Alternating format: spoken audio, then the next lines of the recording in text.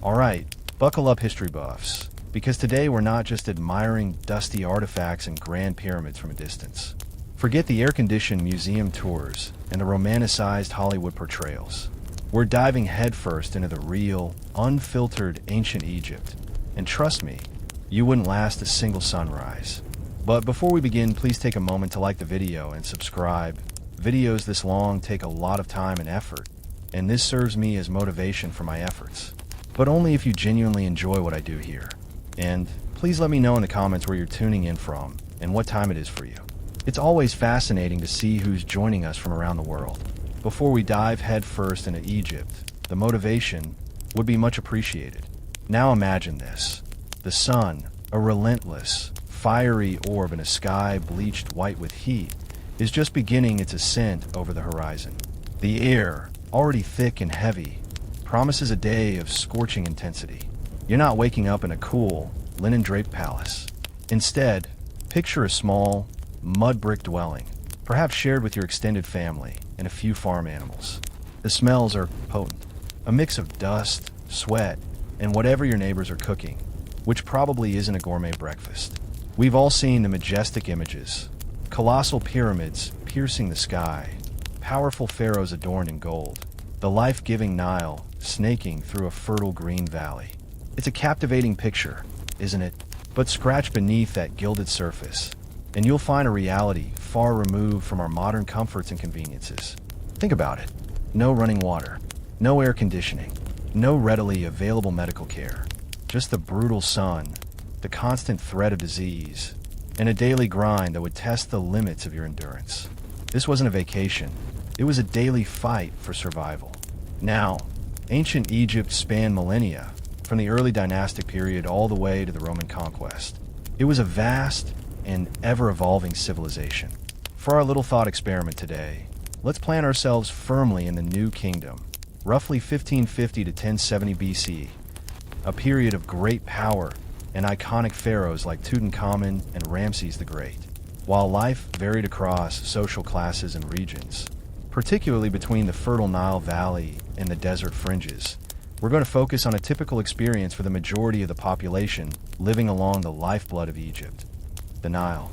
So, are you ready to ditch the rose-tinted glasses and face the stark realities of life in the land of the pharaohs?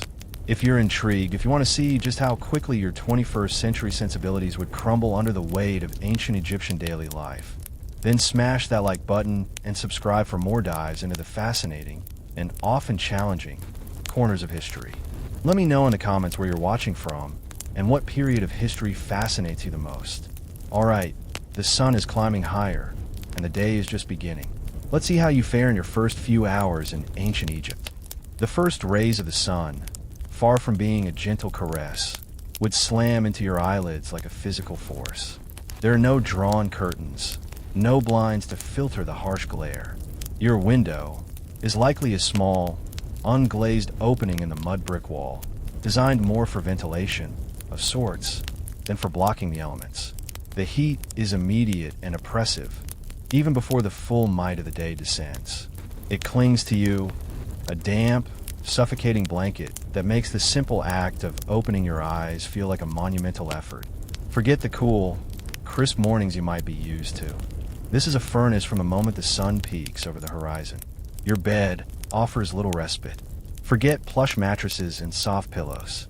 You're likely lying on a woven straw mat, perhaps with a thin, coarse linen sheet if you're fortunate. Comfort is a luxury few could afford. Privacy is another vanished concept. Your sleeping space is probably shared with family members, perhaps even small livestock seeking shelter from the night's chill or the morning heat. Every rustle, every sigh, every early morning cough echoes through the small dwelling. The very walls around you offer minimal protection. Constructed from sun-baked mud bricks, often mixed with straw, they absorb and radiate the heat. The roof, likely made of reeds or palm fronds, provides some shade, but does little to insulate against the relentless solar energy. Imagine waking up in an oven that's slowly preheating. You might have a romanticized notion of a gentle Nile breeze wafting through the air, bringing coolness and relief. While the Nile was indeed the source of life and some moderation of temperature, the reality was often one of stifling humidity, especially during the inundation season when the river overflowed its banks. The air could be thick and heavy, laden with moisture and the smells of the river, not always pleasant. In the drier months, the breeze might bring some respite, but it also carried with it clouds of fine desert dust that would settle on everything, coating your skin and irritating your eyes and lungs. Let's delve deeper into this brutal awakening. The intense heat isn't just uncomfortable, it's physically draining. You'd wake up already feeling parched, your throat dry and scratchy. Dehydration would be a constant threat, and the water available, drawn from the Nile or perhaps a communal well, wouldn't be the pristine, filtered water you're accustomed to. It could be silty, potentially contaminated with bacteria and parasites that could lead to debilitating and even fatal illnesses. And speaking of unwelcome companions, your simple dwelling would be a haven for insects. Flies would buzz incessantly around your face, drawn to any hint of moisture or food. Mosquitoes, especially near the Nile, would feast on your exposed skin, potentially transmitting malaria or other diseases. Fleas and lice could infest your bedding and clothing, causing relentless itching and discomfort.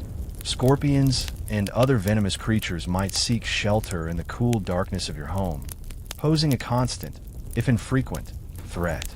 There's no swatting them away with insecticide or retreating behind tightly sealed screens. These are your daily roommates. The lack of climate control is a constant assault on your senses and your body. During the day, the mud brick walls would radiate the accumulated heat, making the interior of your home stifling. At night, while the temperature might dip slightly, the residual warmth and humidity would still make sleep a sweaty, restless affair. There's no escaping the extremes. You're at the mercy of the elements. Even the sounds of this ancient dawn would be jarring. Forget the gentle chirping of birds outside your window. You'd likely be awakened by the braying of donkeys, the lowing of cattle, the squawking of geese or ducks, and the cries of children. The sounds of early morning activity would permeate the air as families began their daily routines, preparing for the arduous tasks ahead. There are no quiet suburban mornings here, just the raw, unfiltered sounds of a community stirring to life. Imagine trying to perform even the simplest morning tasks in this environment. Washing your face would involve scooping water from a container, likely earthenware, and splashing on your skin. There's no soap as you know it, perhaps a crude form made from animal fat and ash, which might be more irritating than cleansing. Getting dressed would mean donning simple linen garments, which would quickly become damp with sweat in the oppressive humidity. There's no leisurely breakfast of toast and coffee. Your morning meal might consist of some coarse bread, perhaps made from emmer wheat, and maybe some dried fruit or vegetables if available. Food preservation is rudimentary, so spoilage is a constant concern. Eating would be a necessity, not a pleasure, fueled by the need for energy to face the day's labor. Consider the lack of sanitation. There are no toilets or sewage systems. Waste disposal is a primitive affair, likely involving designated areas outside the dwelling. The smell would be pervasive, and the risk of disease from contaminated water and poor hygiene would be ever present. Even the simple act of seeing would be different. The air would often be thick with dust and haze, reducing visibility. The glare of the sun reflecting off the sand, and the Nile could be blinding. Eye infections and conditions like trachoma, caused by bacteria and exacerbated by dust and flies, were common and could lead to impaired vision or even blindness. This isn't a romantic adventure in a land of wonders. This is a harsh, demanding reality where survival is the primary focus. The brutal dawn in ancient Egypt would be a stark awakening to a world far removed from the comforts and conveniences you take for granted. It's a world where the environment itself is a constant adversary, and the simplest aspects of daily life are a struggle against the elements. By the time the sun is fully risen, you'd likely be longing for the cool shade and the easy comforts of your own time, realizing just how fragile and ill-equipped you are for this ancient existence. The romantic allure of pyramids and pharaohs fades quickly under the relentless glare of the Egyptian sun and the gritty reality of daily life. This brutal dawn is just the beginning of a day that promises only more hardship and challenges. All right, you've survived the brutal dawn, but don't think for a second you can catch your breath. The sun is climbing, the heat is intensifying, and now the gnawing in your stomach reminds you of another fundamental challenge: sustenance. Forget popping down to the local supermarket or ordering takeout. In ancient Egypt, every meal was a direct result of hard labor or a lucky catch, and the options were, well, let's just say your palate might stage a revolt. Imagine your typical ancient Egyptian fare: coarse, unleavened bread, the staple of almost every meal. Think dense, heavy, and sometimes gritty, made from emmer wheat that had to be laboriously ground by hand using stones. This wasn't your artisanal sourdough. Alongside this bread, you might have some simple vegetables: onions, garlic, lentils, beans, cucumbers, whatever was in season and you could afford or grow. Flavorings were basic, perhaps a little salt, some herbs if you were lucky. Meat, mostly fish from the Nile, or occasionally poultry or livestock for the wealthier, was a rare treat for the common folk. Forget refrigeration. Food preservation was a constant battle against the heat and humidity. Drying was a common method for grains, fruits, and sometimes fish, but it wasn't always effective against spoilage and pests. Fermentation was used for some foods and, crucially, for making beer, which, surprisingly, was a dietary staple, often safer to drink than the water. The Nile, the very lifeblood of Egypt. It wasn't just a scenic backdrop. It was the supermarket, the water source, and the highway all rolled into one. Fishing in its murky waters provided a vital source of protein, though it came with its own risks: crocodiles, hippos, and the ever-present threat of waterborne diseases. Farming was entirely dependent on the Nile's annual flood, the inundation, which deposited fertile silt onto the fields. The back-breaking labor of tilling the soil, sowing seeds, and harvesting crops under the scorching sun was the daily reality for the vast majority of the population. But the Nile was a fickle provider. Too little flooding meant famine. Too much could wipe out homes and crops. Now, let's talk about water, the most essential element for survival. While the Nile flowed nearby, accessing clean drinking water was a constant challenge. The river itself, while life-giving, wasn't always pristine. It carried silt, agricultural runoff, and the waste of both humans and animals. Drinking directly from it was a gamble with dysentery, bilharzia, and a host of other nasty parasites. People relied on digging shallow wells, which were often contaminated, or storing rainwater if they were lucky enough to have a cistern.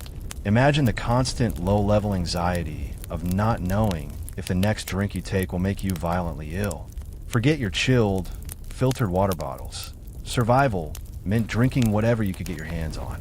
Even the simplest act of preparing food was a laborious undertaking. That coarse bread didn't magically appear. Someone, likely you or a family member, would have spent hours grinding the grain between heavy stones, a back-breaking task under the already sweltering heat. Cooking was done over open fires, often indoors, filling your small dwelling with smoke and posing a constant fire hazard.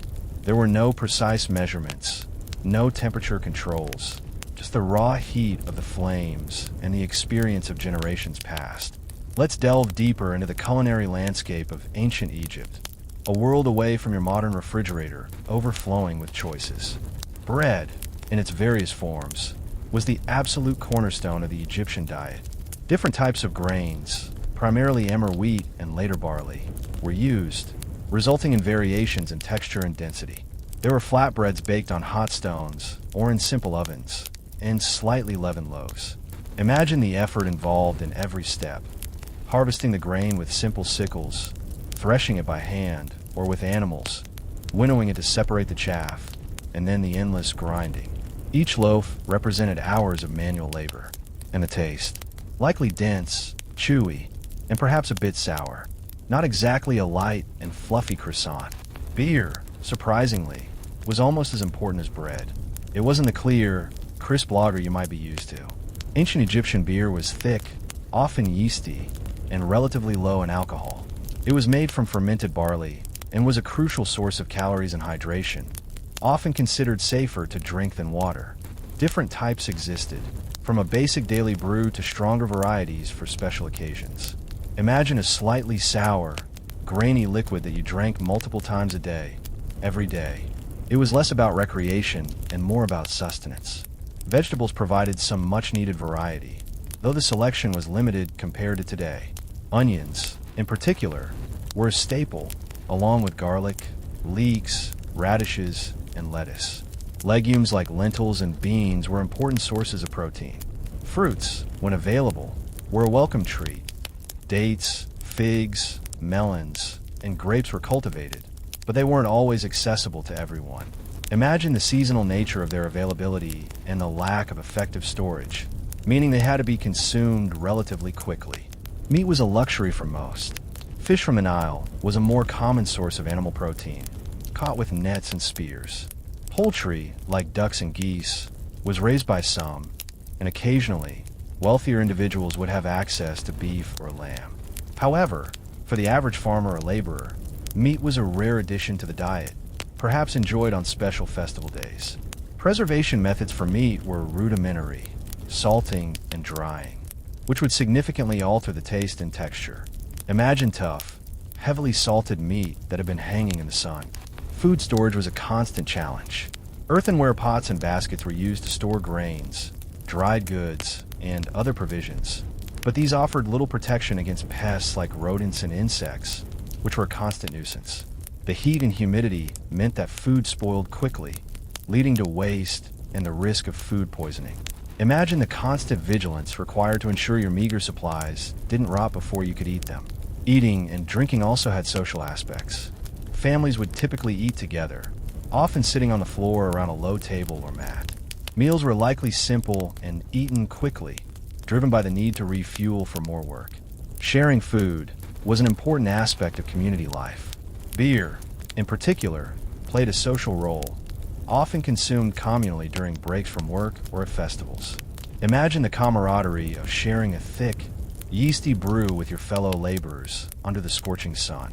Surviving in ancient Egypt wasn't just about dodging deadly animals or avoiding plagues. It was a constant, grinding effort to secure the basic necessities of life: food and water. The limited options, the laborious preparation, the constant threat of spoilage and contamination. It all paints a picture of a daily struggle that would quickly wear down your modern sensibilities. That quick trip to the fridge or the convenience store, a distant, unimaginable luxury in this ancient world. Your stomach would likely be constantly rumbling, your taste buds bewildered by the lack of variety, and your body constantly battling the effects of a diet far removed from the processed, readily available foods you're used to. You've managed to find something vaguely edible and quench your thirst with water that hopefully won't send your insides into revolt. But rest is a fleeting concept in ancient Egypt. Survival hinges on one crucial element: relentless, back-breaking labor. There's no room for idleness. Every waking hour is a struggle against the environment and the constant need to produce or build. Forget your 9-to-5 desk job with weekends off. Here, life is a continuous cycle of work, dictated by the seasons and the demands of society. The vast majority of the population were farmers, their lives inextricably linked to the rhythm of the Nile. Then there were the builders, toiling under the scorching sun to erect the colossal monuments that still inspire awe today, and a myriad of skilled craftsmen and artisans, their hands shaping the tools, pottery, textiles, and jewelry that sustained and adorned this ancient civilization. Society was a pyramid itself, a strict hierarchy with the pharaoh at the apex and layers of priests, nobles, scribes, soldiers, and finally, the vast base of laborers. Your place in this hierarchy largely determined the type of work you did, your access to resources, and your overall quality of life. For the farmer, life revolved around the Nile's annual dance of flood, emergence, and drought. The inundation, the life-giving floodwaters that surged over the riverbanks, was both a blessing and a potential curse. It deposited fertile black silt, renewing the land, but also brought the risk of drowned homes and ruined harvests if the waters rose too high or stayed too long. As the waters receded, the arduous work began, plowing the muddy fields with simple wooden plows pulled by oxen, sowing seeds by hand, and then the long wait under the relentless sun, tending to the young crops. Harvesting was a communal effort, a race against time before the heat became unbearable or pests ravaged the fields. Tools were basic: wooden hoes, sickles with flint blades. Imagine the strain on your back and muscles, day after day, toiling in the muddy fields under the blazing Egyptian sun, your skin constantly prickled by insects, the air thick with humidity. There were no tractors, no irrigation systems beyond basic canals and shadufs, or hand-operated water lifts. Your survival, and that of your community, depended entirely on your ability to coax life from the fertile earth. And there was no sick leave. If you didn't work, your family didn't eat. Then there were those tasked with building the monumental structures that define ancient Egypt. The pyramids, the temples, the colossal statues, these weren't built by magic. They were the result of the sweat, muscle, and often the very lives of thousands of laborers. While the romanticized image of slaves toiling under whips persists, many of these workers were skilled laborers, organized in crews with their own overseers. They quarried massive stone blocks, hauled them across land and water using ropes and sheer manpower, and then painstakingly fitted them together with incredible precision. Imagine the sheer scale of the work, lifting and positioning multi-ton blocks of granite under the unforgiving sun, the air thick with dust, the constant risk of injury from falling stones or faulty ropes. Accidents were common, and medical care, if available at all, was rudimentary.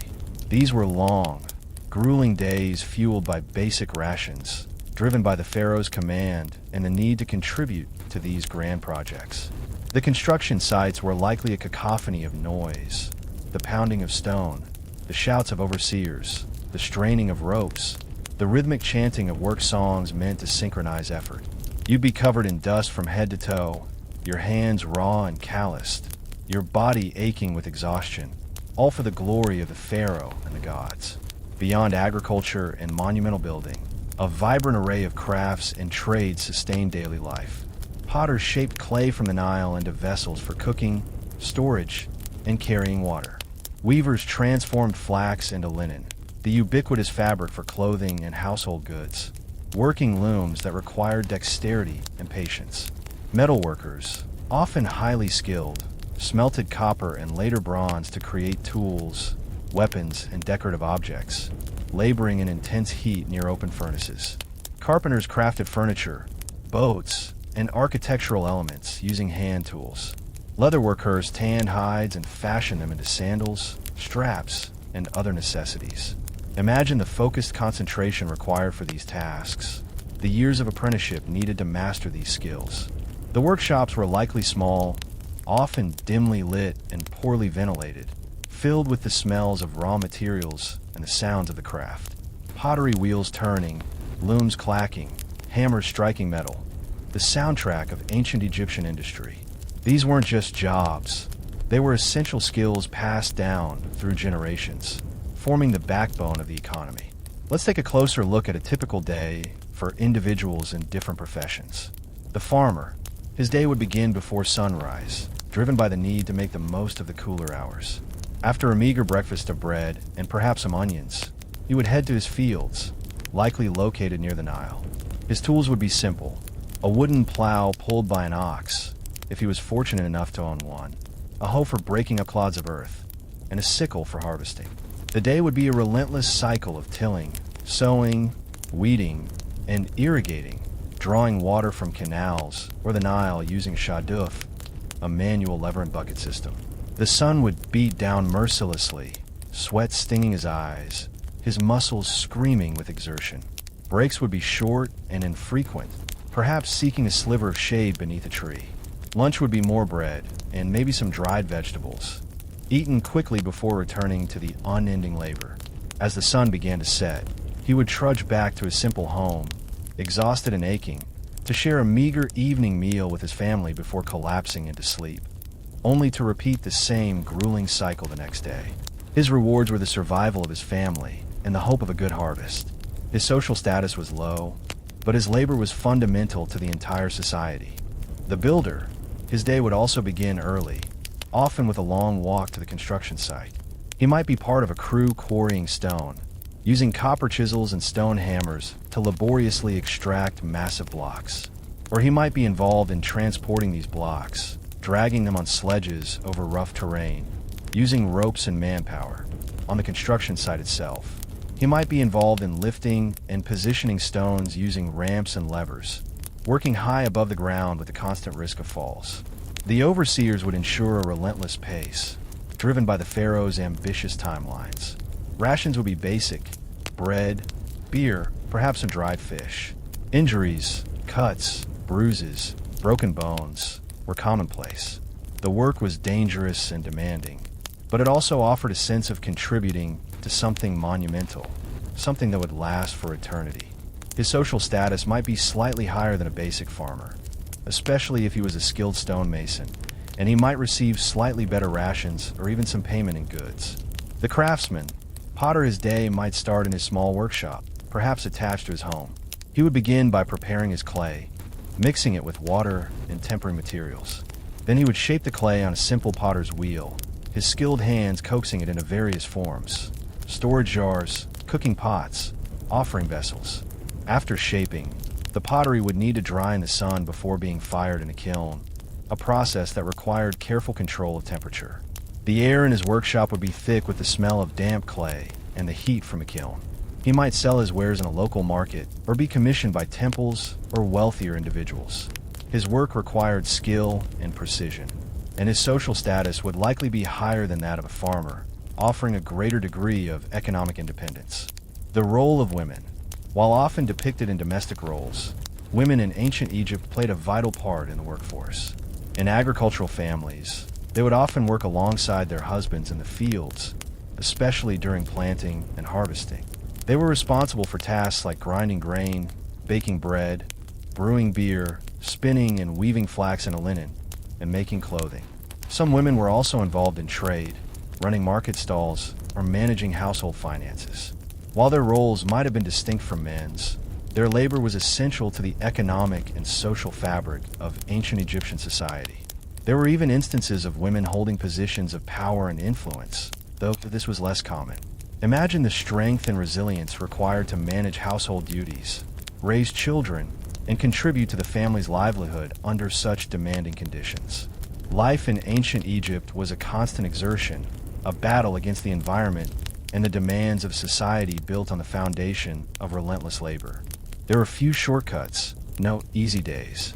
Every aspect of survival, from the food you ate to the shelter you had, was the direct result of hard work. This wasn't a leisurely stroll through a land of wonders. It was a daily grind that would test your physical and mental endurance to the absolute limit.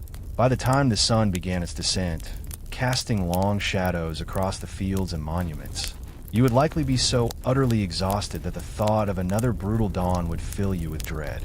The grandeur of ancient Egypt was built on the backs of its laborers, and you would quickly find yourself among them, struggling for every scrap of sustenance and every moment of rest.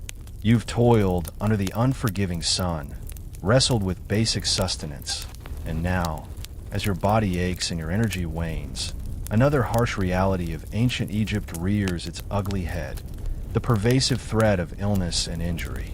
Forget your modern healthcare system, your antibiotics, your pain relievers.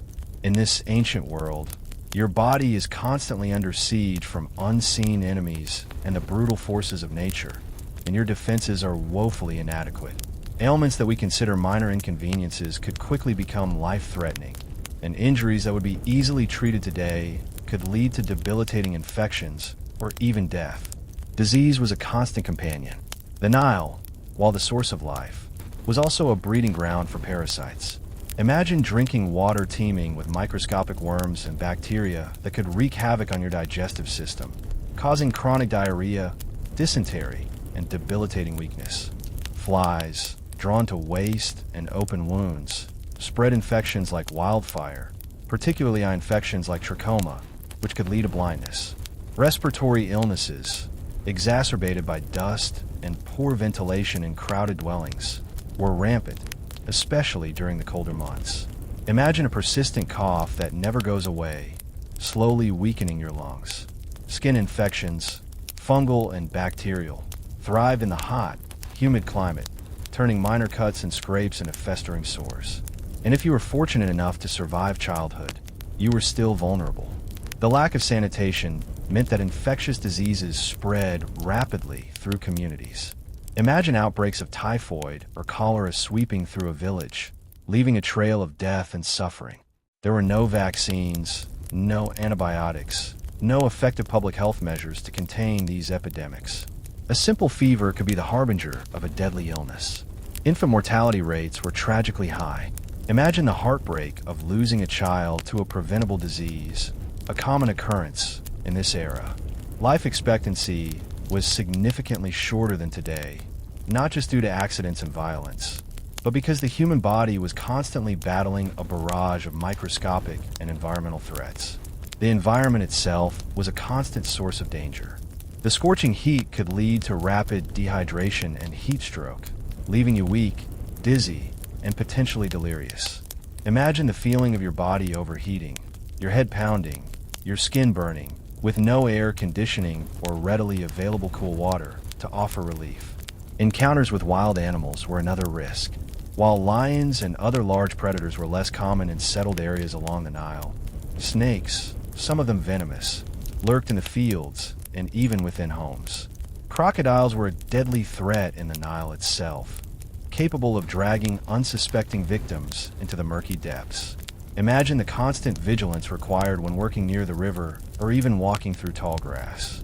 The Nile, for all its life-giving properties, could also be a watery grave for those who couldn't swim or were caught in strong currents or flash floods. Work, the very means of survival, was also a major source of injury. Farming with crude tools led to cuts, lacerations, and sprains. The repetitive motions of grinding grain or weaving could cause chronic pain and musculoskeletal problems. Construction work on the massive monuments was inherently dangerous, with the risk of falls, falling stones, and crushing injuries. Imagine a heavy block slipping and crushing a limb, or a fall from high scaffolding. There are no safety regulations, no hard hats, no sturdy work boots. Even minor injuries could become life-threatening due to the lack of effective wound care. Imagine a simple cut becoming infected, the pus spreading, the pain intensifying, with no antiseptic to clean it and no antibiotics to fight the bacteria. Infections could quickly lead to sepsis, a deadly systemic response. When illness or injury struck, your options for medical treatment were limited and often ineffective. Ancient Egyptian medicine was a fascinating mix of practical observation and magical thinking. Physicians, often associated with temples, had some knowledge of anatomy and the healing properties of certain plants and minerals. They could set broken bones, treat wounds, often with surprisingly effective natural remedies like honey, which has antibacterial properties, and even perform some basic surgical procedures.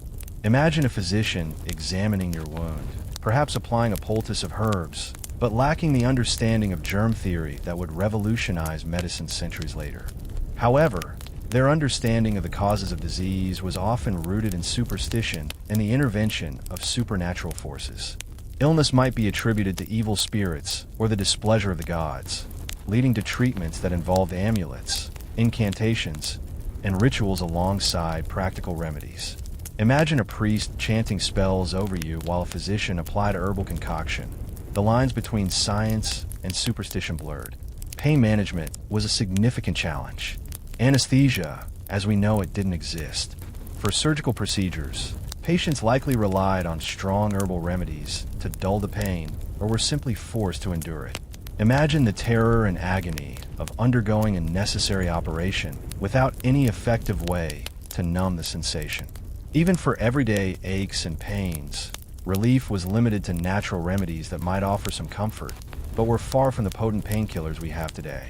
Imagine living with chronic back pain from years of farm work, with nothing more than a warm compress or a weak herbal tea to ease the suffering. Dental problems were also rampant. The coarse, gritty diet wore down teeth, and the lack of dental hygiene led to cavities, infections, and tooth loss.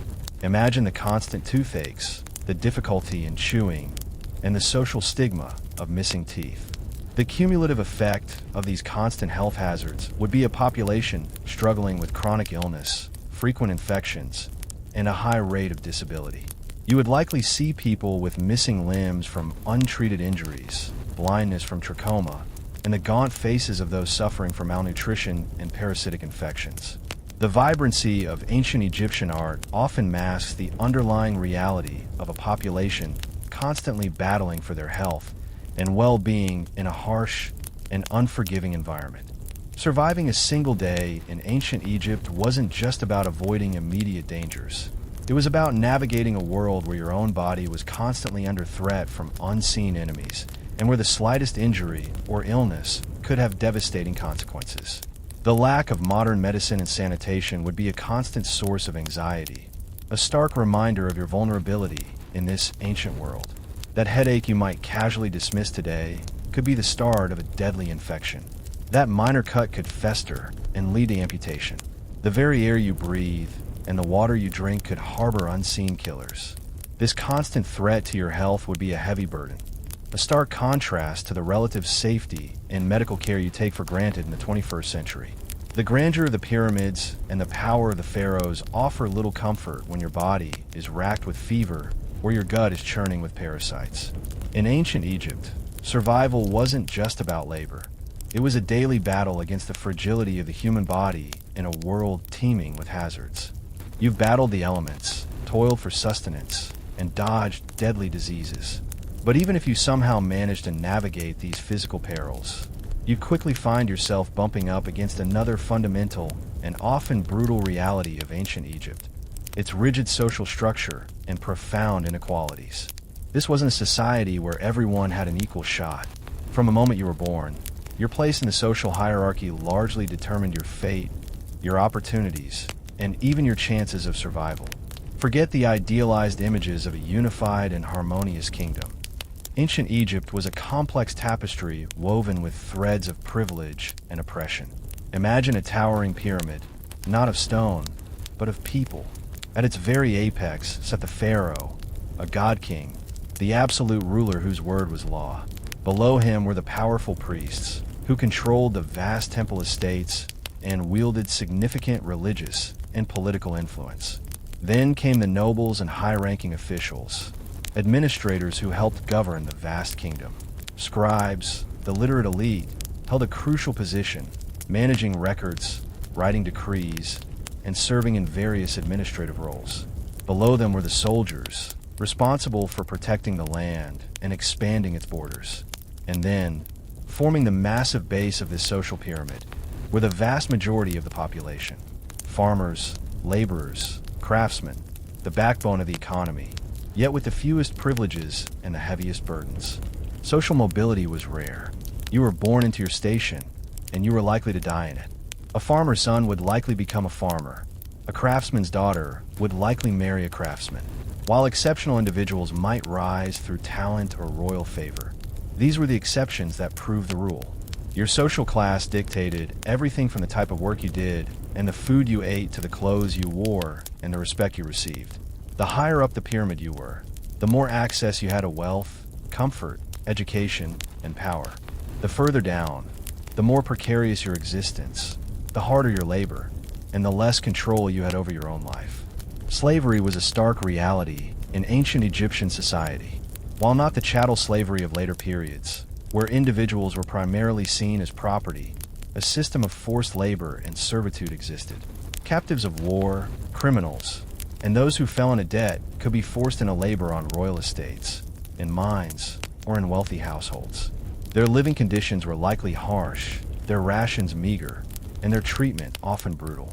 Imagine being stripped of your freedom, forced to toil endlessly under the whip, with no hope of escape. Beyond outright slavery, the state also employed forced labor, particularly for large-scale public works like building pyramids, temples, and irrigation canals. While these laborers might not have been owned outright, their service was often compulsory, demanding long hours and harsh conditions. The concept of justice and law existed in ancient Egypt, with a system of courts and legal officials. Pharaoh was the ultimate source of law, but in practice, a hierarchy of judges and scribes administered justice. Laws covered a wide range of issues, from property rights and contracts to criminal offenses. Punishments varied depending on the crime and the social status of the offender. Fines, beatings, imprisonment, and even execution were used to maintain order. However, the system was far from equitable. wealth and social standing could often influence the outcome of legal proceedings. Imagine being accused of a crime and facing a judge who was more inclined to favor a wealthy noble than a poor farmer. Justice, like many other aspects of ancient Egyptian life, was often skewed in favor of the elite. Daily interactions and social norms were heavily influenced by this hierarchical structure.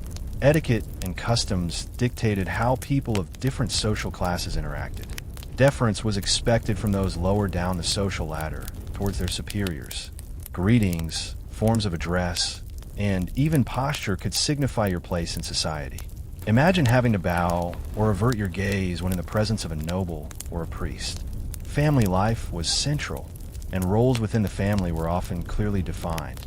Men were typically responsible for providing for the family through farming, craft work, or other labor, while women were primarily responsible for managing the household, raising children, and often contributing to the family income through tasks like weaving or helping in the fields. Gender roles, while not always rigidly defined, generally placed men in positions of greater authority in public life. While women in ancient Egypt enjoyed more legal and economic rights than in many other ancient societies, they could own property, initiate divorce, and conduct business. Their primary sphere was often considered the home. However, there were notable exceptions, with women even rising to become pharaohs, like Hatshepsut. Imagine the complex dynamics within a family, the expectations placed on men and women, and the subtle and not so subtle ways in which social status influenced those relationships. Your experience in ancient Egypt will be profoundly shaped by where you landed in this social pyramid. If you were born into a wealthy or powerful family, your life would be one of relative comfort and privilege, with access to fine food, comfortable housing, education, and influence. But if, as was far more likely, you were born into a family of farmers or laborers, your existence would be a constant struggle for survival, with limited opportunities and the ever-present risk of exploitation. You would be subject to the whims of your social superiors, obligated to work hard and pay taxes, often in the form of goods or labor, with little recourse if you were treated unfairly. Imagine the frustration of knowing that your hard work would primarily benefit those higher up the social ladder, that your chances of improving your lot in life were slim. The grand monuments you might be forced to help build would stand as a testament not only to the power of the pharaohs, but also to the immense labor and sacrifice of the common people. The social structure of ancient Egypt, while providing a framework for order and governance, was also a system of profound inequality that would significantly impact your daily life and your long-term prospects. It wasn't just the harsh environment or the threat of disease that you would have to contend with. It was also the weight of a social system that often favored the few at the expense of the many. This inherent inequality would be a constant undercurrent to your existence, shaping your interactions, limiting your opportunities, and ultimately defining your place in this ancient world. You wouldn't just be battling the physical challenges. You'd be navigating a complex and often unforgiving social landscape where your birthright largely determined your destiny. Even amidst the daily grind of labor, the constant threat of disease, and the rigid social hierarchy, the ancient Egyptians were deeply immersed in a world of profound spiritual beliefs that permeated every aspect of their lives. Their understanding of the cosmos, their relationship with a vast pantheon of gods and goddesses, and their elaborate preparations for the afterlife provided a framework for understanding their existence and coping with its inherent hardships. Forget your secular worldview. In ancient Egypt, the divine was not a distant concept, but an active force shaping their daily experiences and their hopes for eternity. Religion wasn't confined to grand temples and formal rituals. It was woven into the fabric of everyday life. Every natural phenomenon, every success and failure, every joy and sorrow was often attributed to the actions or will of the gods. Ra, the sun god, was the source of all life and light. His daily journey across the sky a constant reminder of the cycle of creation and renewal. Osiris, the god of the afterlife, death, and resurrection, offered hope for a life beyond this one. Isis, his devoted wife and a powerful magician, represented protection and healing. Thoth, the god of wisdom and writing, was the patron of scribes and knowledge. The list goes on, a complex and interconnected web of deities, each with their own domains and responsibilities, influencing everything from the flooding of the Nile to the health of your crops. Temples were not just places of worship. They were economic and administrative centers, vast complexes managed by powerful priests who interpreted the will of the gods, oversaw rituals and offerings, and often held significant political sway. Priests were not just spiritual leaders. They were often learned individuals, skilled in astronomy, mathematics, and medicine. Daily life was punctuated by prayers, offerings, and participation in religious festivals that marked important agricultural cycles and honored the deities. Imagine the vibrant processions, the chanting of hymns, the scent of incense filling the air. Religion was a sensory and communal experience that bound society together. Central to their belief system was the concept of Ma'at, a fundamental principle of cosmic order, balance, truth, and justice. Point 12, it was believed that the pharaoh's primary duty was to uphold Ma'at, ensuring harmony between the human and divine realms. But Ma'at also had implications for individual behavior. Egyptians were expected to live ethically and morally, to respect the gods, their community, and the natural world. Disrupting Ma'at through injustice, dishonesty, or disrespect could have dire consequences in this life and the next. Imagine the weight of this concept, the understanding that your actions had cosmic significance, that maintaining order was not just a social necessity, but a divine imperative. The ancient Egyptians held a deep and abiding belief in the afterlife, a continuation of existence beyond earthly death. This belief permeated their funerary practices, which were elaborate and often costly. They envisioned death not as an end, but as a transition, a journey through the underworld fraught with challenges and requiring careful preparation. The ultimate goal was to reach the afterlife and achieve eternal life, often associated with the god Osiris. Mummification was a key element of this preparation. The elaborate process of preserving the body was believed to be essential for the soul, Ka, to have a physical vessel to return to in the afterlife. Imagine the meticulous work of the embalmers, removing internal organs, drying the body with natron salt, and wrapping it in layers of linen bandages, a process that could take weeks. Burial practices varied depending on social status. While the wealthy were interred in elaborate tombs filled with provisions and treasures for the afterlife, the poor were often buried in simple graves in the desert. Offerings and rituals were crucial for ensuring a successful transition to the afterlife and for sustaining the deceased in the next world. Food, drink, clothing, and other necessities were often placed in tombs. Prayers and spells were inscribed on tomb walls and on papyrus scrolls, like the Book of the Dead, to guide the deceased through the underworld and protect them from its dangers. Imagine the solemn processions to the burial site, the chanting of priests, the placement of offerings. These were acts of profound hope and a testament to the Egyptians' deep connection with their departed loved ones. However, the journey to the afterlife was not guaranteed, and the ancient Egyptians harbored anxieties surrounding death and judgment. They believed that upon entering the underworld, the deceased would face judgment by Osiris and a panel of deities. Their heart, considered the seed of intelligence and memory, would be weighed against the feather of Ma'at. If the heart was lighter than or equal to the feather, the deceased would be granted passage to the afterlife. But if the heart was heavy with sin and wrongdoing, it would be devoured by the monstrous Ammit, the devourer of souls, resulting in eternal non-existence. Imagine the fear of this final judgment, the uncertainty of what awaited you after death, and the pressure to live a life in accordance with Ma'at. The cost of funerary preparations could be substantial, especially for elaborate mummification and the provision of grave goods. This placed a significant financial burden on families, highlighting the importance of social status, even in death. The wealthy could afford elaborate tombs filled with everything they might need in the afterlife, increasing their chances of a comfortable eternal existence. The poor, on the other hand, often had to rely on simpler burials and the hope that their surviving family would continue to provide offerings. Imagine the anxiety of a poor family trying to afford proper burial rites for a loved one, the stark inequality extending even beyond the grave. The ancient Egyptian belief system, with its intricate pantheon, Its emphasis on ma'at and its elaborate preparations for the afterlife provided not only a spiritual framework, but also a moral and social compass for their lives.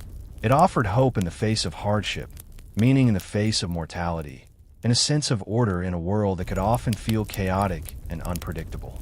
While you might not share these specific beliefs, living in ancient Egypt would mean being constantly surrounded by them, witnessing their influence on every aspect of society, from the grandest temple rituals to the simplest daily prayers. The fear of death and the unknown, coupled with the fervent hope for a blessed afterlife, would be a powerful undercurrent shaping your thoughts and actions in this ancient land. Even as you struggled with the physical realities of survival, the spiritual world would offer both solace and a profound sense of the mysteries that lay beyond this earthly existence. Even as the grand narratives of gods and the afterlife played out, the daily lives of the ancient Egyptians were governed by the relentless march of time, a rhythm dictated by the sun, the seasons, and the eternal ebb and flow of the Nile. Forget your smartphones and digital calendars. Life in ancient Egypt unfolded at a pace, both predictable and unforgiving, marked by the cyclical nature of the natural world and the ingrained routines of an agrarian society. Your days would be structured by the rising and setting of the sun, your years by the inundation of the Nile, and your existence by the seemingly endless repetition of essential tasks. Imagine your day beginning not with the jarring ring of an alarm clock, but with the subtle shift in light as the sun began its ascent. Your activities would be largely dictated by its journey across the sky. The cooler dawn hours would be for the most strenuous labor in the fields or on construction sites. As the sun climbed higher and the heat intensified, you might seek shelter for a midday rest before resuming work in the late afternoon when the temperatures began to dip slightly. The day would culminate with the setting of the sun, bringing a welcome respite and the opportunity for communal gatherings or family time before darkness descended. Torches or simple oil lamps would provide limited illumination, and the rhythm of the day would naturally slow with the fading light. The Nile's annual cycle was the heartbeat of ancient Egypt, shaping not just the agricultural year, but also the social and religious calendar. The inundation, the annual flooding of the Nile, typically began in midsummer, transforming the dry valley into a vast, fertile lake. This period was crucial for replenishing the soil and required a shift in activities. Farming work would halt, and many would be involved in maintaining canals and other waterworks, or perhaps working on construction projects that were easier to undertake when the fields were flooded. As the waters receded, the emergence, the planting season would begin, a period of intense activity and hope for a bountiful harvest. The dry season, the harvest, followed, marked by the arduous work of gathering crops before the cycle began anew. Religious festivals often coincided with these key agricultural periods, celebrating the life-giving power of the Nile and the deities associated with it. Imagine your life being so intimately tied to the rise and fall of a river, your very survival dependent on its predictable, yet sometimes unpredictable behavior. Timekeeping was rudimentary compared to our modern systems. The Egyptians developed a solar calendar with 365 days, divided into 12 months of 30 days each, with an additional 5 intercalary days at the end of the year. They also used sundials and water clocks to measure the passage of time within a day, though these were not always accurate or accessible to everyone. For most people, time was likely measured by the position of the sun and the natural rhythms of their daily tasks. Imagine a life where precision timing was less critical than the cyclical patterns of nature. The changing seasons brought distinct impacts on daily life. The intense heat of the summer months was a constant challenge, dictating the pace of work and increasing the risk of dehydration. The flooding season, while vital for agriculture, could also bring hardship, displacing people and disrupting routines. The cooler months offered some relief from the heat, but also brought their own challenges, such as the need for warmer clothing, though linen remained the primary fabric, and the potential for food shortages if the previous harvest had been poor. Imagine the anticipation of the inundation, the relief of the cooler months, and the constant awareness of the changing environment and its impact on your well-being. Growing old in ancient Egypt was a significant achievement, as life expectancy was considerably shorter than today, likely averaging around 30 to 40 years. This was due to a combination of factors: high infant mortality rates, the prevalence of disease, the physical demands of labor, and the lack of advanced medical care. Reaching old age meant surviving numerous perils. The elderly who did survive were often respected for their wisdom and experience, and families likely played a crucial role in their care. However, old age also brought its own set of challenges: declining health, weakening eyesight and mobility, and the increased risk of succumbing to illness. Imagine the physical toll of a lifetime of hard labor on an aging body, the lack of effective treatments for age-related ailments, and the reliance on family for support in your final years. For the vast majority of the population, life in ancient Egypt was characterized by a significant degree of repetition. The agricultural cycle, the daily routines of work, the social structures, these remained relatively constant from one generation to the next. While grand political events and the reigns of different pharaohs marked the passage of larger spans of time, the lives of ordinary people often unfolded in a predictable pattern, with little significant change or progress in their material circumstances. Imagine a life where the tools you used, the crops you grew, and the challenges you faced were largely the same as those of your parents and grandparents. Yet, even within this repetitive existence, the ancient Egyptians found meaning and purpose. Their strong religious beliefs provided a framework for understanding their place in the cosmos and offered hope for a better afterlife. Family and community ties were strong, providing support and a sense of belonging. The cyclical nature of their lives was also imbued with ritual and celebration, marking important agricultural milestones and honoring the gods. The creation of beautiful crafts, the transmission of skills from one generation to the next, and the simple joys of family life likely provided a sense of accomplishment and connection. Imagine finding meaning in the turning of the seasons, the bonds of kinship, and the enduring traditions of your community, even in the absence of rapid technological or social change. The passage of time in ancient Egypt was not marked by the relentless pursuit of novelty and progress that characterizes much of modern life. Instead, it was a cyclical journey deeply intertwined with the rhythms of nature and the enduring traditions of their society. While life was often hard and short, it was also imbued with a profound sense of connection to the land, the community, and the divine. Your experience of time in ancient Egypt would be one of being deeply embedded in these natural and social cycles, a rhythm both grounding and potentially a stark contrast to the often fragmented and fast-paced experience of time in the modern world.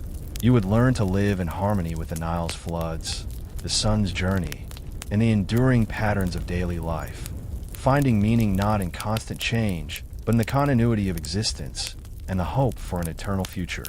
Even as the cyclical rhythms of daily life persisted for the vast majority, there existed at the very apex of their world a figure of immense power and mystique: the pharaoh. This wasn't just a king or a ruler. The pharaoh was considered a living god, the intermediary between the divine realm and the mortal world, the embodiment of Ma'at on earth. To catch even a fleeting glimpse of the pharaoh was a rare and often awe-inspiring event for the common Egyptian, a brush with the divine made manifest. Forget your access to global leaders through news and social media. The pharaoh existed in a sphere of almost unimaginable grandeur and distance. Imagine a figure adorned in dazzling gold and precious jewels, wearing the iconic Neme's headdress and the uraeus serpent, symbols of royal authority and divine protection. Whether carried on a gilded litter by a retinue of servants, riding a magnificent chariot, or presiding over elaborate ceremonies, the pharaoh exuded an aura of power and otherworldliness. His palaces were sprawling complexes, filled with intricate artwork, luxurious furnishings, and an army of officials, servants, and guards attending to his every need. His diet would consist of the finest foods and wines, a stark contrast to the simple fare of the common people. His life, at least in its outward appearance, was one of unimaginable wealth and privilege. The distance between the pharaoh and his subjects was immense, both physically and socially. For most Egyptians, the pharaoh was a remote figure, a name invoked in prayers and decrees, a force that shaped their lives but remained largely unseen. Royal pronouncements and laws would filter down through layers of officials and local administrators. The vast majority would never set foot inside a royal palace or have any direct interaction with the ruler. He existed in a separate realm, a figure of almost mythical proportions, his power seemingly absolute and divinely ordained. Imagine the hushed reverence, the almost palpable sense of awe that would ripple through a crowd at the mere mention of the pharaoh's name. However, there were occasions when the carefully maintained distance between the divine ruler and his people would be momentarily bridged.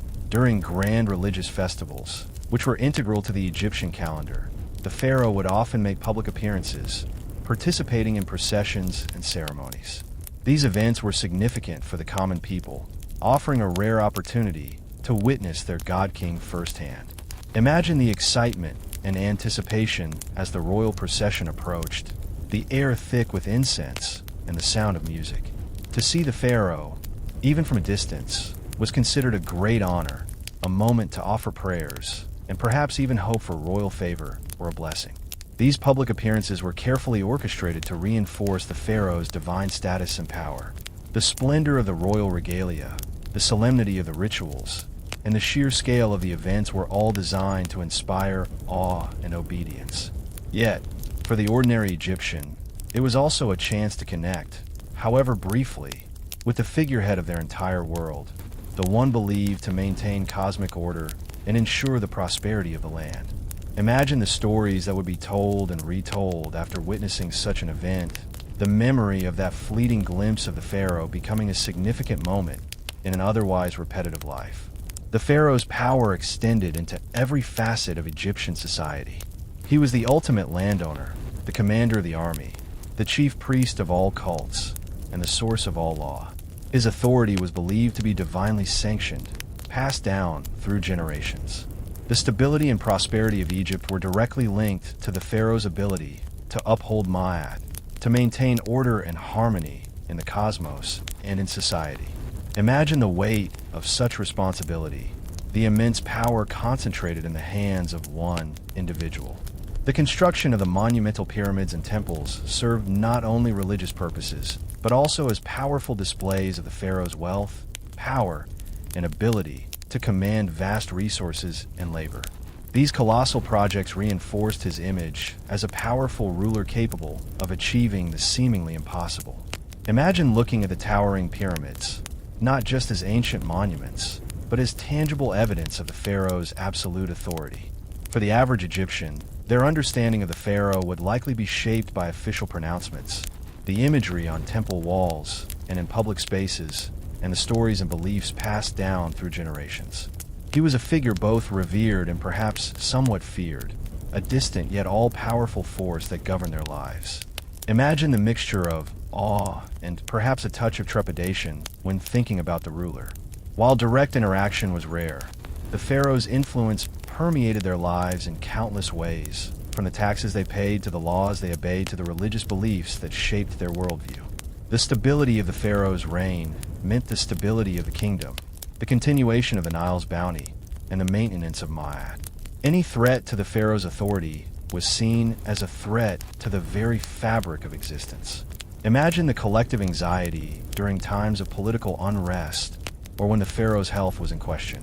A glimpse of the pharaoh, therefore, was more than just seeing a powerful ruler. It was a connection to the divine, a reaffirmation of the cosmic order, and a reminder of the vast social and political structure that governed their lives. It was a moment that stood out from the routine of daily existence, a brief encounter with the living embodiment of their civilization's power and beliefs. The distance might have been great, but the impact of that glimpse, the awe it inspired, and the stories it generated would have resonated deeply within the hearts and minds of the ancient Egyptian people, a powerful reminder of the extraordinary figure who sat at the pinnacle of their world. While the pharaoh stood at the apex of ancient Egyptian society, wielding ultimate power, the priests and the temples they served formed a vital and influential network that permeated nearly every aspect of life. They were not merely spiritual guides.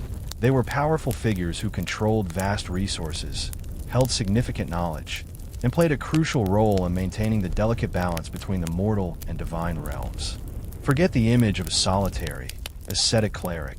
The ancient Egyptian priesthood was a complex hierarchy with considerable social, economic, and intellectual sway. Imagine the imposing structures of the temples, not just places of worship, but sprawling complexes encompassing sanctuaries, administrative offices, libraries, workshops, and agricultural lands. These were centers of immense wealth, often endowed with vast estates by the pharaoh and wealthy individuals. The priests who serve in these temples were not a monolithic group.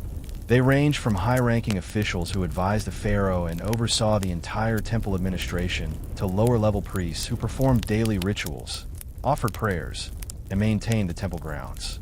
There were lector priests who chanted sacred texts, purification priests who maintained ritual purity, and astronomer priests who charted the movements of the stars to determine auspicious times for festivals and agricultural activities. The influence of the priests extended far beyond purely religious matters. They were often the custodians of knowledge, possessing literacy and expertise in areas such as astronomy, mathematics, medicine, and history, skills that were largely inaccessible to the general population. Temple libraries housed vast collections of papyrus scrolls containing religious texts, historical records, scientific observations, and literary works. This control over knowledge gave the priests significant intellectual and cultural authority. Imagine the power of interpreting the heavens, predicting the Nile flood, or possessing the knowledge to heal the sick. These were skills that commanded respect and influence in a society where literacy was rare. Temple rituals and ceremonies were the lifeblood of ancient Egyptian religious practice, a constant cycle of offerings, prayers, and symbolic acts designed to honor the gods, maintain cosmic order, ma'at, and ensure the well-being of the land and its people. Daily rituals would take place within the temple sanctuaries, involving the washing, dressing, and feeding of the divine statues housed within. Imagine the solemnity of these acts, the rhythmic chanting of prayers, the fragrant smoke of incense filling the air as priests attended to the needs of the gods. Larger festivals, often tied to agricultural cycles or important religious events, were grand public spectacles that drew large crowds. These festivals involved processions of priests carrying divine statues, music, dancing, offerings of food and drink, and sometimes theatrical performances depicting myths and legends. Imagine the vibrant energy of these events, the collective participation of the community in honoring the gods and celebrating the bounty of the land. The priests played a central role in organizing and conducting these festivals, further solidifying their connection with both the divine and the populace. Access to knowledge and resources within the temple was not universal. The inner sanctums and the most sacred knowledge were typically restricted to the higher echelons of the priesthood. However, temples also served as centers of learning, and some individuals outside the priesthood, particularly scribes and those from elite families, might have had opportunities to study within their walls. Imagine the privilege of being granted access to the vast libraries and the wisdom held by the priests, a pathway to social advancement and intellectual development. The temples also played a significant economic role. They owned vast tracts of land, which were cultivated by temple workers and tenant farmers, generating substantial income in the form of agricultural produce. They also received offerings and donations, further adding to their wealth. This economic power allowed the temples to support a large number of priests, administrators, craftsmen, and laborers. Imagine the bustling activity within the temple precincts, the workshops producing religious artifacts, the granaries storing vast quantities of food, the sheer scale of the temple's economic operations. The relationship between the priests and the pharaoh was complex and dynamic. While the pharaoh was the ultimate authority, he often relied on the wisdom and counsel of high-ranking priests, particularly in matters of religion and statecraft. The priests, in turn, depended on the pharaoh's patronage and protection. This interdependence could sometimes lead to tension and power struggles, with influential priests wielding considerable political influence. Imagine the delicate dance of power between the divine king and his powerful religious advisors. For the average Egyptian, the temple was a significant institution in their lives. It was a place to offer prayers and seek divine favor, a source of religious guidance and community gathering. The priests were seen as intermediaries between the people and the gods, individuals with special knowledge and access to the divine realm. While direct interaction with high-ranking priests might have been limited, local temple priests would have been more accessible, offering blessings, performing rituals for individuals and families, and providing guidance on religious matters. Imagine turning to your local temple priest for comfort in times of trouble or to seek blessings for a new venture. The temples also played a role in social welfare, often distributing food and resources to the needy during times of famine or hardship. This charitable function further enhanced their standing in the community. Imagine the relief of receiving aid from the temple during a poor harvest, a tangible demonstration of the gods' benevolence channeled through their priests. However, the power and wealth of the temples could also be a source of resentment. The vast landholdings and the privileged status of the priests were sometimes viewed critically, especially during periods of economic hardship. Imagine the murmurs of discontent when the temples seemed to prosper while ordinary people struggled. Life within the temple walls was a structured and ritualized existence. Priests followed strict rules of purity and conduct. Their days were filled with prayers, rituals, study, and administrative duties. The rhythm of temple life was dictated by the religious calendar and the daily cycle of honoring the gods. Imagine the dedication and discipline required to adhere to the demanding routines of the priesthood. In essence, the priests and temples of ancient Egypt formed a powerful and multifaceted institution that touched upon the spiritual, intellectual, economic, and social lives of the people. They were the custodians of divine knowledge, the performers of essential rituals, the managers of vast resources, and influential figures in the political landscape.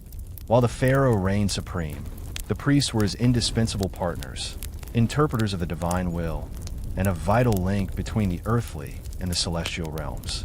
Your experience in ancient Egypt would undoubtedly involve interaction with this powerful religious establishment.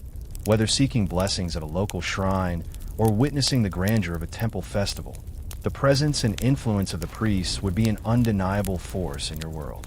In a society as complex and administratively demanding as ancient Egypt, with its vast agricultural lands, intricate irrigation systems, monumental building projects, and sophisticated religious practices, the ability to read, write, and keep records was not just a skill. It was a form of power. This power was wielded by the scribes and bureaucrats, a vital class of individuals who formed the backbone of the Egyptian administration, ensuring the smooth functioning of the state and wielding considerable influence in their own right. Forget the image of a dusty clerk hunched over papyrus. The scribes were the architects of Egyptian organization, and their mastery of the written word placed them in a unique and often privileged position. Imagine the world without writing. No laws recorded, no taxes documented, no history preserved, no religious text copied. Ancient Egypt relied heavily on its scribes to manage this information flow. They were the record keepers of the land, meticulously documenting everything from the annual Nile flood levels and agricultural yields to the inventory of temple granaries and the decrees of the pharaoh. Their ability to translate spoken words into permanent symbols on papyrus or stone was essential for communication, control, and the preservation of knowledge across generations.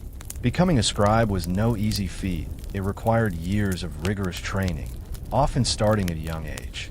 Scribe schools, often attached to temples or administrative centers, were demanding environments where students painstakingly learned hieroglyphs, the complex system of pictorial writing, as well as hieratic, a cursive script used for everyday documents. They mastered arithmetic, geometry, and the intricacies of the Egyptian calendar. Literacy was a rare skill, and those who possessed it were highly valued. Imagine the dedication and discipline required to master these intricate writing systems, the years spent memorizing thousands of symbols and practicing their elegant formation. The power of the scribes stemmed directly from their literacy. They were the intermediaries between the ruling elite and the vast majority of the illiterate population. They drafted royal decrees, wrote letters for officials, composed religious texts, and recorded legal proceedings. Their ability to interpret and translate information gave them significant leverage. Imagine a farmer needing to register his land or a merchant needing to document a transaction. They would be reliant on the scribe to accurately record the details, placing the scribe in a position of authority. Bureaucrats, many of whom were trained as scribes, formed the administrative machinery of Egypt. They held various positions within the government, overseeing different aspects of the kingdom. There were officials responsible for managing agricultural production, collecting taxes, supervising construction projects, administering justice, and overseeing the military. These bureaucrats relied heavily on the scribes to generate the documents, reports, and correspondence necessary for their work.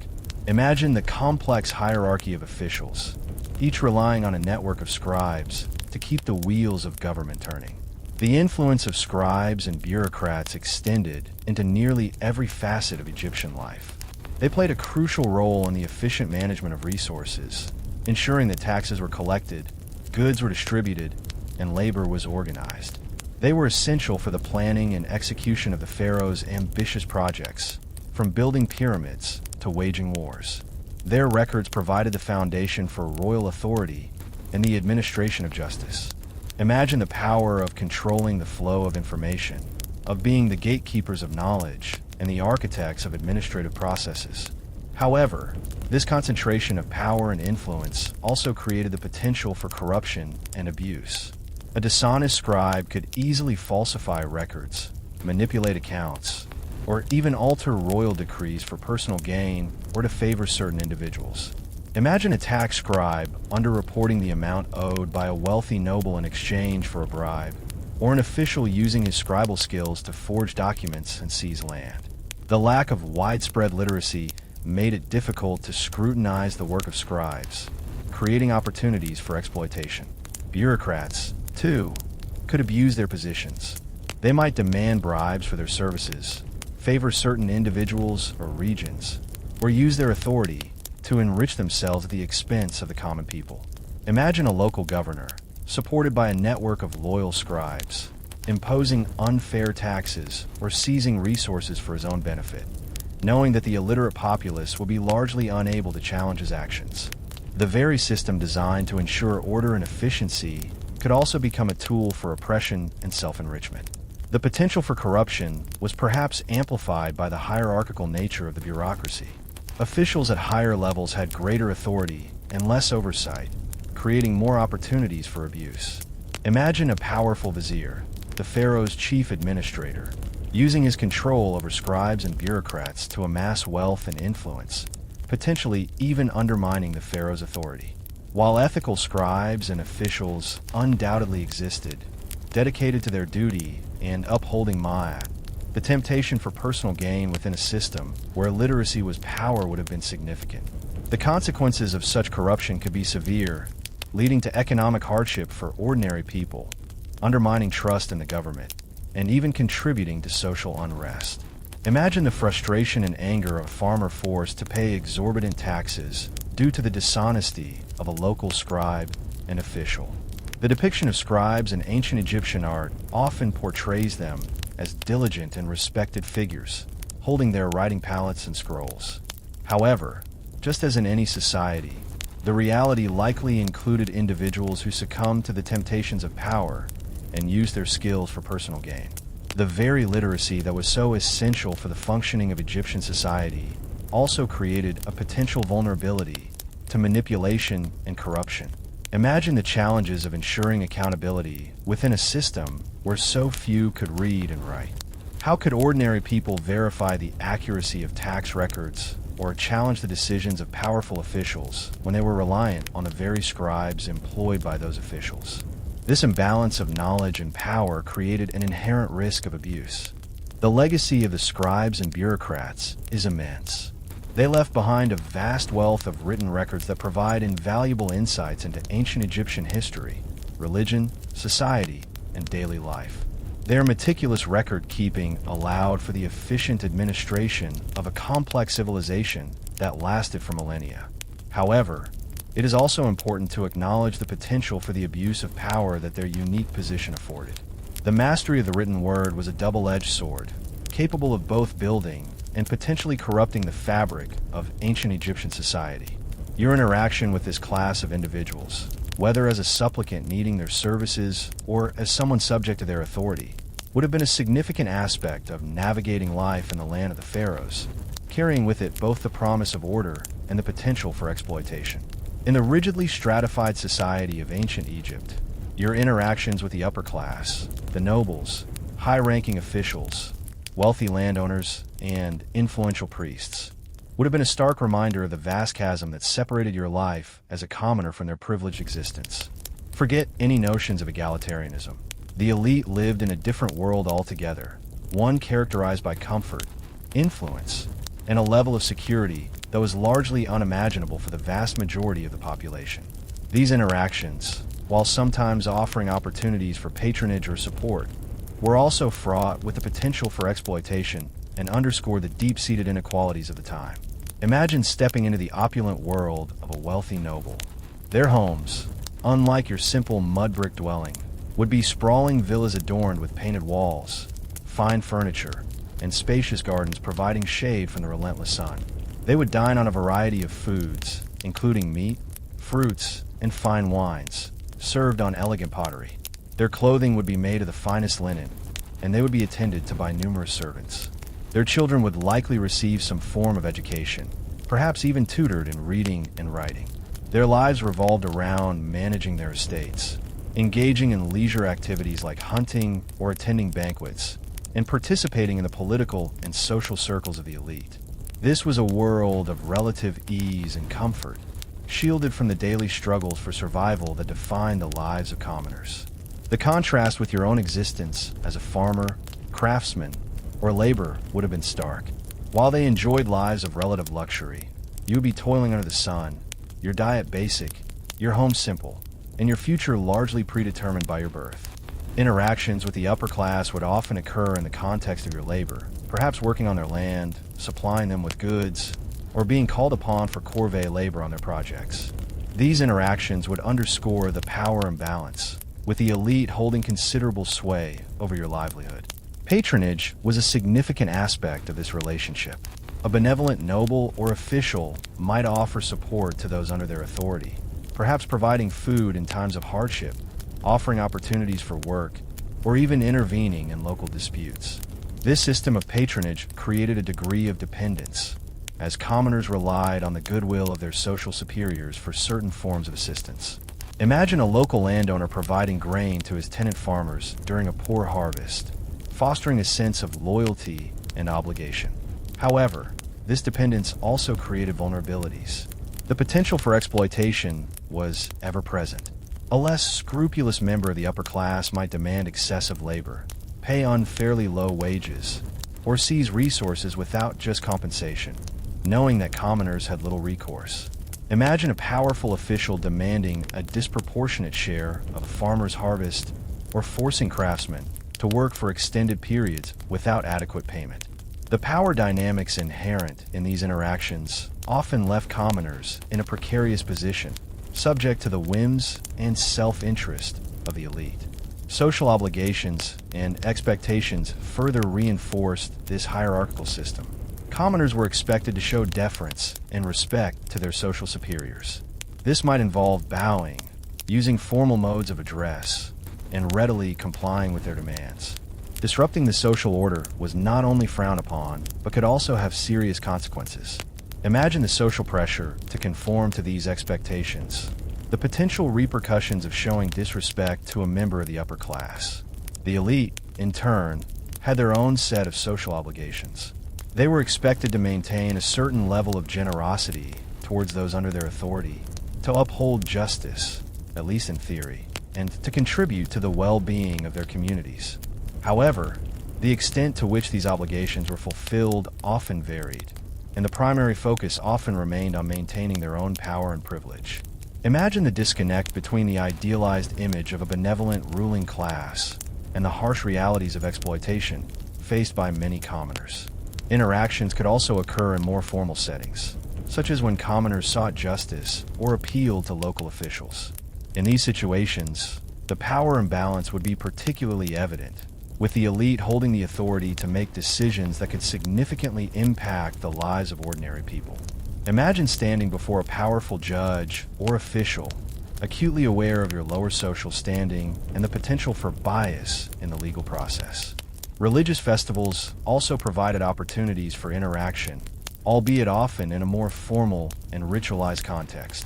Commoners would witness the participation of the elite in processions and ceremonies, reinforcing their social and religious authority.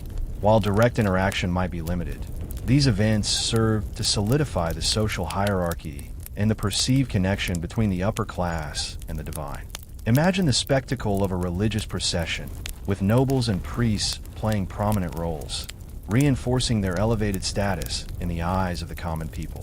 Even seemingly benevolent acts of patronage could have underlying motivations, serving to reinforce the existing social order and ensure the continued dependence of the lower classes. By providing assistance, the elite could cultivate loyalty and maintain their authority. Imagine a wealthy landowner distributing food during a famine, not purely out of altruism, but also to ensure that his workforce remained alive and able to work his lands. The legacy of the scribes and bureaucrats is immense. They left behind a vast wealth of written records that provide invaluable insights into ancient Egyptian history, religion, society, and daily life. Their meticulous record-keeping allowed for the efficient administration of a complex civilization that lasted for millennia. However, it is also important to acknowledge the potential for the abuse of power that their unique position afforded. The mastery of the written word was a double-edged sword, capable of both building and potentially corrupting the fabric of ancient Egyptian society. Your interaction with this class of individuals, whether as a supplicant needing their services or as someone subject to their authority, would have been a significant aspect of navigating life in the land of the pharaohs, carrying with it both the promise of order and the potential for exploitation.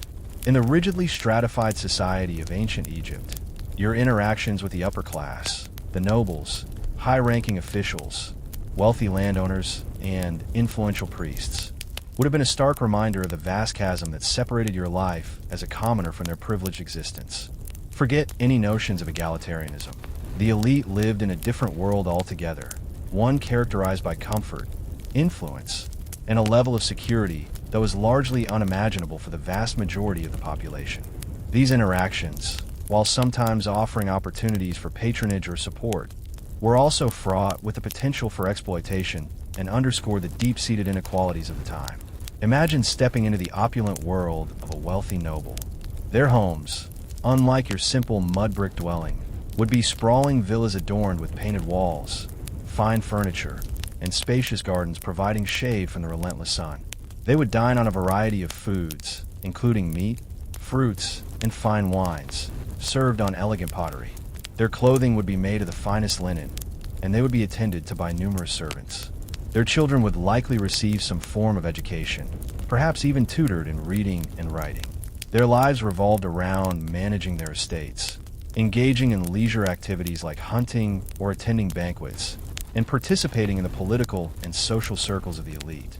This was a world of relative ease and comfort, shielded from the daily struggles for survival that defined the lives of commoners. The contrast with your own existence as a farmer, craftsman, or laborer would have been stark. While they enjoyed lives of relative luxury, you would be toiling under the sun, your diet basic, your home simple, and your future largely predetermined by your birth. Interactions with the upper class would often occur in the context of your labor, perhaps working on their land, supplying them with goods, or being called upon for corvée labor on their projects. These interactions would underscore the power imbalance, with the elite holding considerable sway over your livelihood. Patronage was a significant aspect of this relationship. A benevolent noble or official might offer support to those under their authority, perhaps providing food in times of hardship, offering opportunities for work, or even intervening in local disputes. This system of patronage created a degree of dependence, as commoners relied on the goodwill of their social superiors for certain forms of assistance. Imagine a local landowner providing grain to his tenant farmers during a poor harvest, fostering a sense of loyalty and obligation. However, this dependence also created vulnerabilities. The potential for exploitation was ever present. A less scrupulous member of the upper class might demand excessive labor, pay unfairly low wages, or seize resources without just compensation, knowing that commoners had little recourse. Imagine a powerful official demanding a disproportionate share of a farmer's harvest or forcing craftsmen to work for extended periods without adequate payment. The power dynamics inherent in these interactions often left commoners in a precarious position, subject to the whims and self-interest of the elite. Social obligations and expectations further reinforced this hierarchical system. Commoners were expected to show deference and respect to their social superiors. This might involve bowing, using formal modes of address, and readily complying with their demands. Disrupting the social order was not only frowned upon, but could also have serious consequences.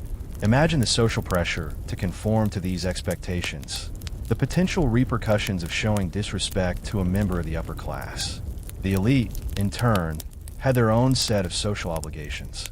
They were expected to maintain a certain level of generosity towards those under their authority, to uphold justice, at least in theory, and to contribute to the well-being of their communities.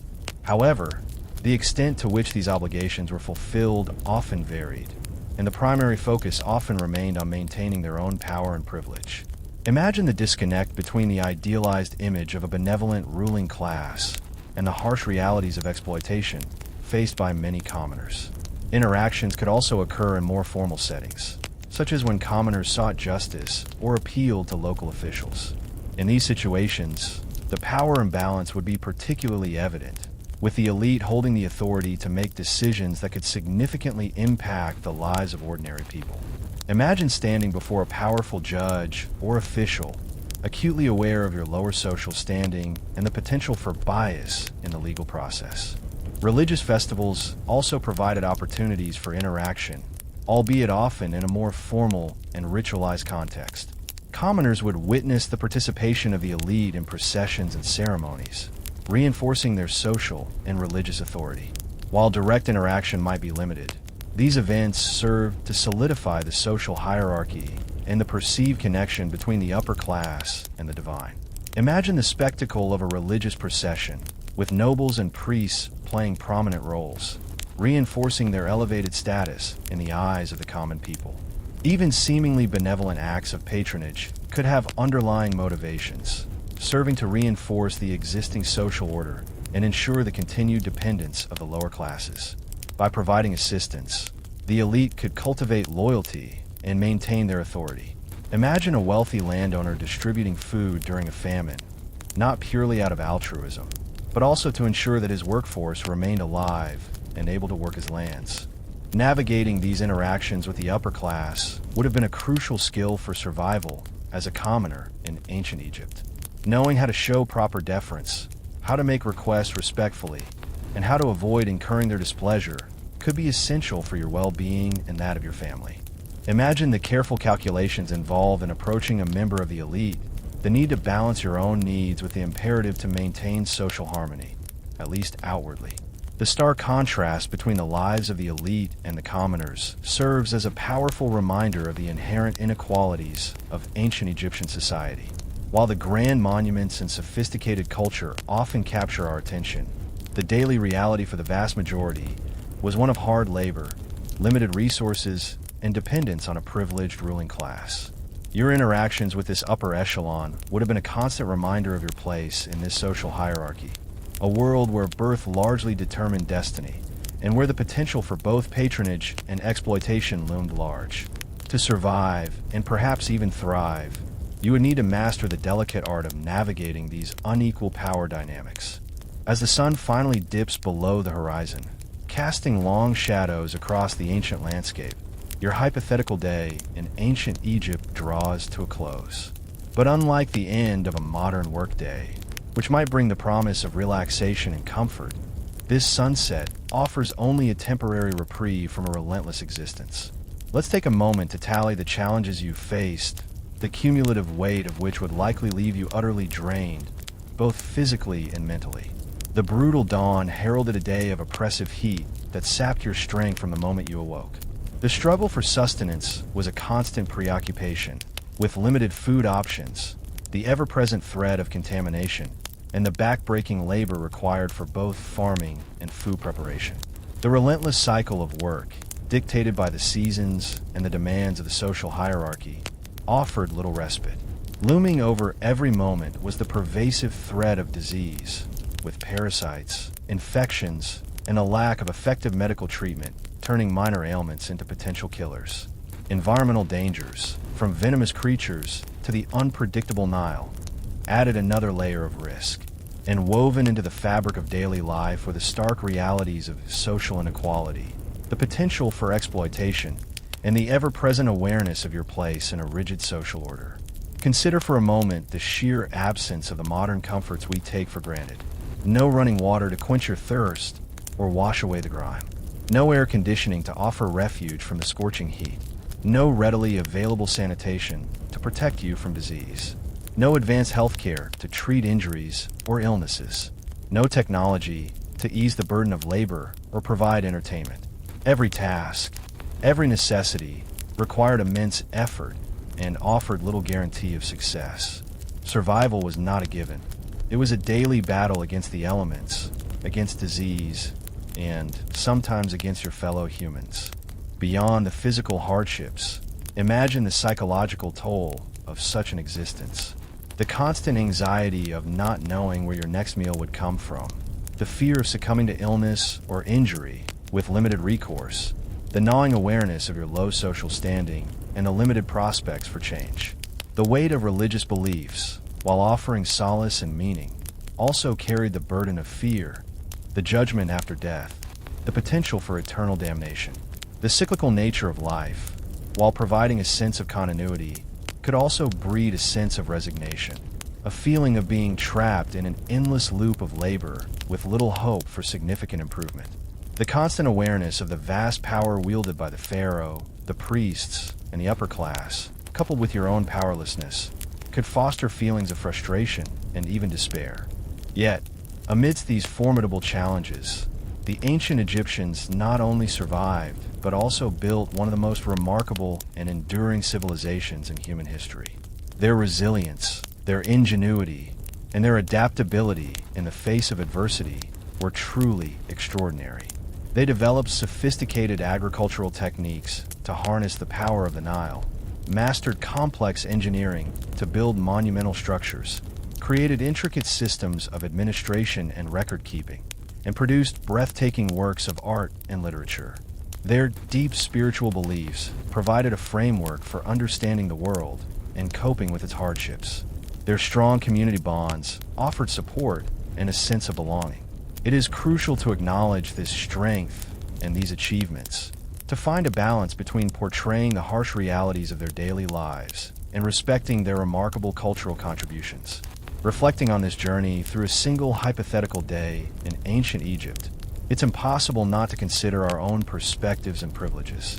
We live in a world teeming with comforts and conveniences that would have been unimaginable to the ancient Egyptians.